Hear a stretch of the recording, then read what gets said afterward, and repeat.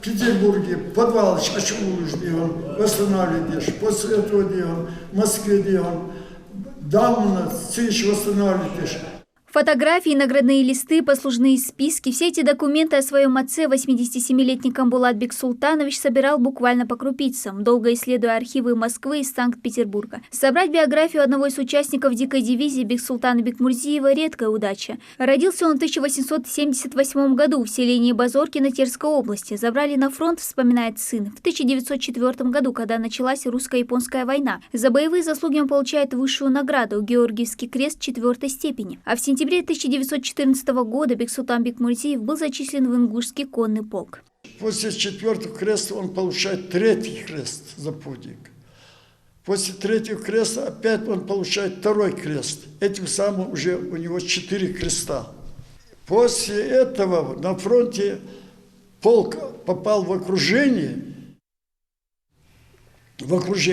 и они потеряли связь.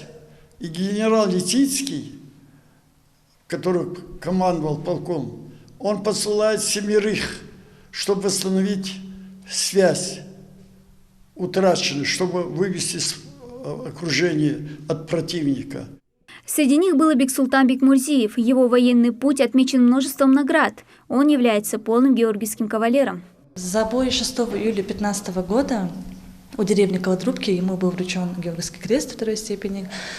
Позже, 20 июля, будет приказ по 2-му кавалерийскому корпусу, согласно которому он награждался Георгиевским крестом 1-й степени. Дальше, уже 1 августа до того же года, его наградили Георгиевским крестом за боевое отличие при взятии города Станислава еще в февральских боях.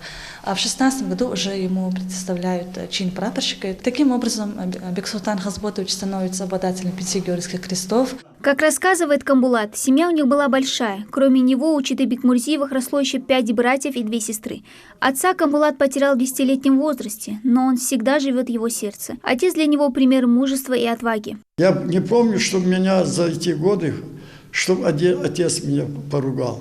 Он работал в Риданте директором школы, потом в 1942 году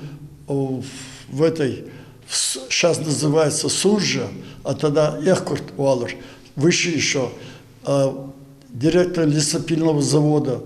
Для войны в 1942 году, которая идет война, 1941 годы, он готовил для них, для танка, для всего оборудования. Прославленной Кавказской конной дивизии наравне с Бексултаном Бекмурзиевым служило более 300 ингушей. Наши лихие всадники наводили ужас на врагов, отважно сражаясь на фронтах Первой мировой войны. С разных аулов звали молодых горцев, умеющих владеть клинком, держаться в седле и стрелять без промаха. Кавказская туземная конная дивизия, вошедшая в историю как дикая, была сформирована летом 1914 года по указу царя Николая II. В нее вошли 6 полков – ингушский, чеченский, кабардинский, татарский, дагестанский и черкесский.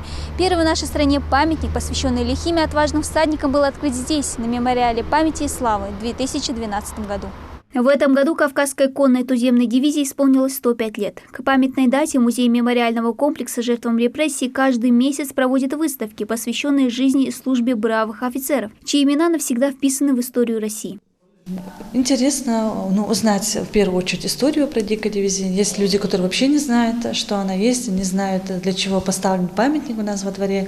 Поэтому рассказываем, показываем наглядно. Если смотреть, это же вообще интереснее будет и познавательнее.